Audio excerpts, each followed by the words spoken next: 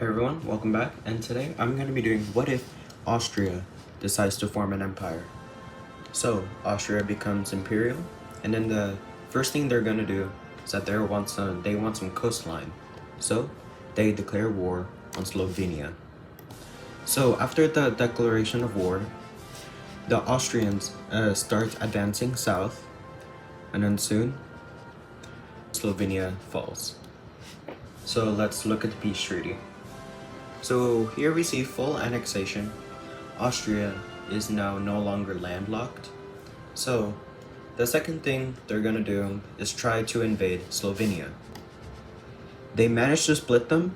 So now after the invasion, Croatia is starting already to fall very fast. The southern part falls, and then the northern part falls. And a Austrian troop accidentally entered Bosnia and Herzegovina. So, Bosnia joined the war. They managed to liberate a little bit of Croatia in both sides, but then eventually the Austrians start heading down towards the middle part and then starting to advance more into Croatia. And eventually Croatia falls again, and then going all in. And then soon Sarajevo's threatened, and then soon it's captured. And then right then and there, they managed to invade Montenegro. Eventually, Serbia sees this as a threat, and then they declare war. Then the invasion into Serbia begins. It's off to a stalemate. A few months later, they manage to get the top part, soon threatening Belgrade. And then they start heading down, as well as invading Kosovo. And then soon, Kosovo already surrenders. Easy to invade. Serbia surrenders. So let's look at the peace treaty. So here we see the full annexation of the 5 countries. So with a very big coastline, they would decide that they would want to go a little bit north. So the first thing that they would do is send an ultimatum over to Hungary and then form Austro-Hungarian Empire, but under Austrian rule. So after the Hungarians decided to refuse this request, the Austrians declare war. So with the invasion of Hungary already threatening Budapest, Hungary surrenders. So the Czech Republic and Slovakia sees this. They declare war. That was a mistake, as soon already Slovakia falls with the Czech Republic alone. They also surrender. So let's look at the peace treaty. So here we see the full annexation of Czechia, Slovakia, and Hungary. We go down, we see that Austria is trying to get more coastline. So they declare war on Albania, North Macedonia, and Bulgaria. So with Bulgaria being the strongest out of the 3, they start advancing. And with the help of the Bulgarians, North Macedonia and Albania start their invasions too. And then eventually, with the Austrians coming down, they're into a stalemate. The Albanians are pushed back, and as well as the North Macedonians. And then soon, they're into their own invasion. With Albania's capital gone, they surrender. North Macedonia surrenders. The Bulgarian front pushes back, and then they surrender. So let's look at the peace treaty. So here's the peace treaty. We see full annexation of the 3 countries. So here we see that Austria now declares war on Greece. And then with the recent tensions between Greece and Turkey, Turkey joins the war on their own side.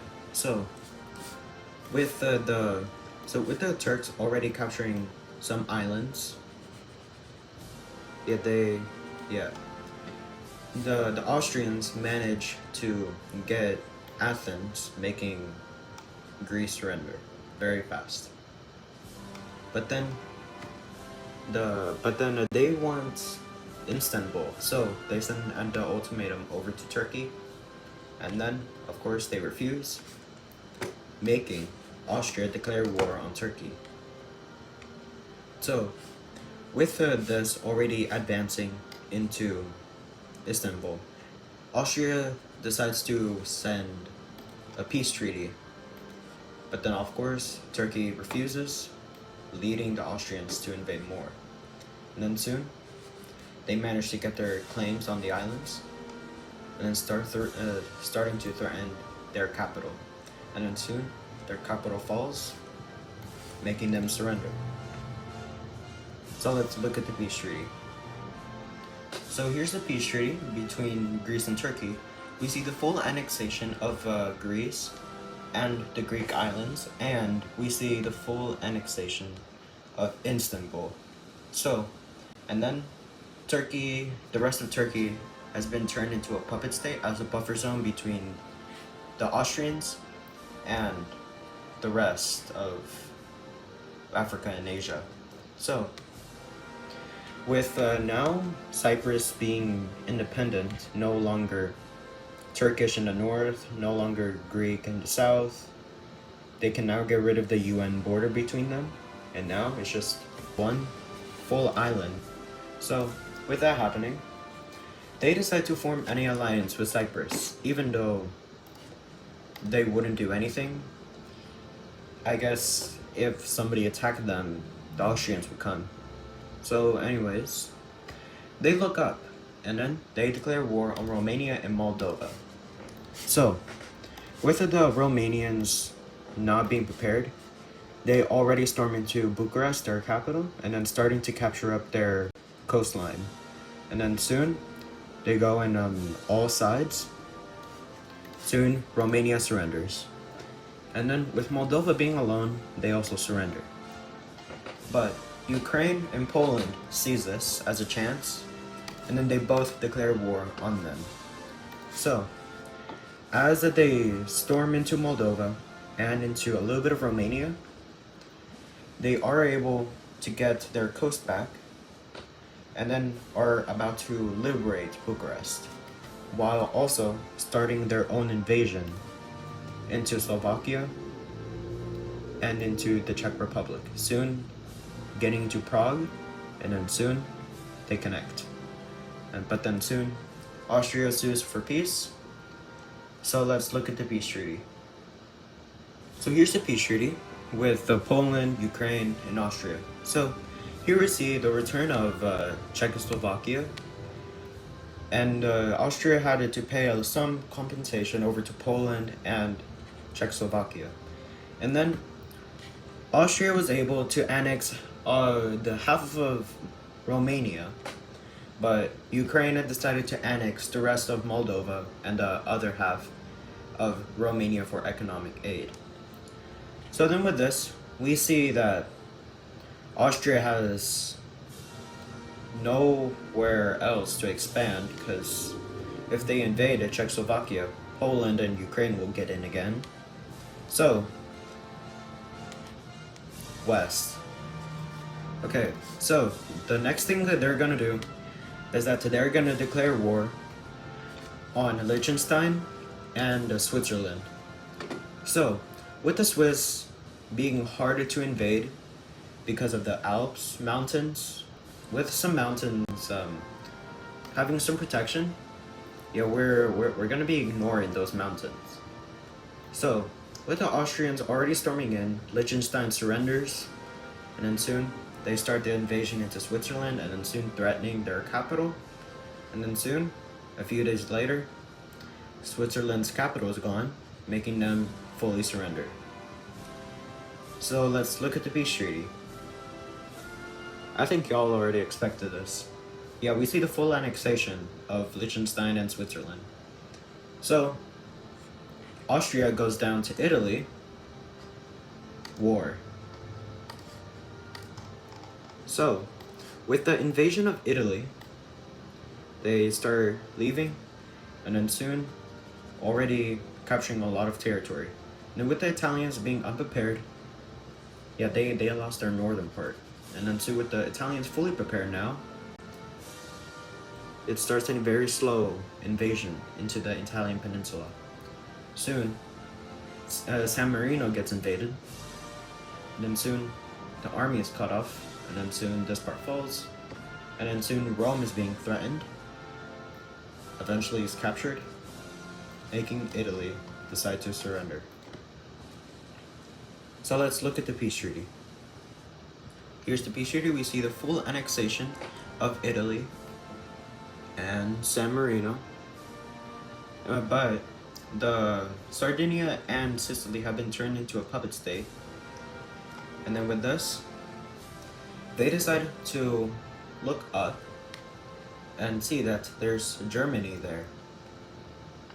Eventually, they declare war on Germany, and with the Germans already being confident, since Vienna's literally right here, they could just storm in, soon capturing it. But then with this, they unexpected the power of the Austrians, and then soon, they start climbing up, capturing Bavaria, and then soon, they go up towards the Benelux, and then eventually, with the Germans not ready, they surrender. So let's look at the peace treaty. So here's the peace treaty. We see that Berlin and the northern part of Germany has been turned to a puppet state as a buffer zone between them, Denmark, and Poland. And then in the south, we see the full annexation of the south. So with this, they would decide that they would want to get their revenge on Poland and Ukraine.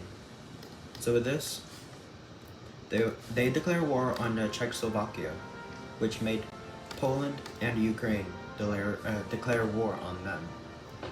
So with the combined manpower of these three, it's kind of a bit hard, but then eventually, Prague is captured, making Czechoslovakia surrender again. So then, with these two combining their manpower and military, they're stronger. With a stalemate, and then eventually, a few months later, Austria starts to go and capturing all of Romania, Moldova, and a little bit of Ukraine, and it's starting to advance into Poland. And then with the troops already capturing Poland's coast, Warsaw falls, making Poland surrender. Soon, with the Ukraine lost half of their territory, soon threatening their capital Kyiv, Ukraine surrenders. So let's look at the peace treaty. So here's the peace treaty with Poland and Ukraine and Czechoslovakia. We see Germany now no longer Poland being a threat. We see the full annexation of Germany, and we see Poland and Ukraine still governing their territory as a buffer zone between them and Russia, because Russia would obviously destroy them. So with this, we see Poland cut into half, and Ukraine losing a quarter of their territory. So with this, they combine, and then soon, Poland and Ukraine unite into one for economic aid. Officially now splitting Europe into two, between the Eastern and Western. Now, with Austria now deciding that they could go after France, they declare war on France, and then soon, with the troops already into a stalemate at the French border, the Benelux just got invaded. Kind of it looks familiar, but the Netherlands falls, Luxembourg falls, Belgium falls. Soon the invasion into France, and then soon Paris falls, making France surrender. So let's look at the peace treaty. So here's the peace treaty with France and the Benelux. We see them being fully annexed, and this French island being turned into a puppet state. And then with this, they decide that they declare war on Portugal, Spain, and Andorra. And then with this, we see that Portugal and Spain deciding to unite in the Iberian Peninsula, just forming Iberia. Yeah, no Spain, no Portugal, just Iberia. So then with this, we see the Austrian troops are already stationed, and then soon invading Andorra, ignoring the mountains, and then soon, yeah, even though Iberia is fighting back, yet the Austrians are still strong. Soon capturing Madrid, and then soon they surrender. So let's look at the peace treaty.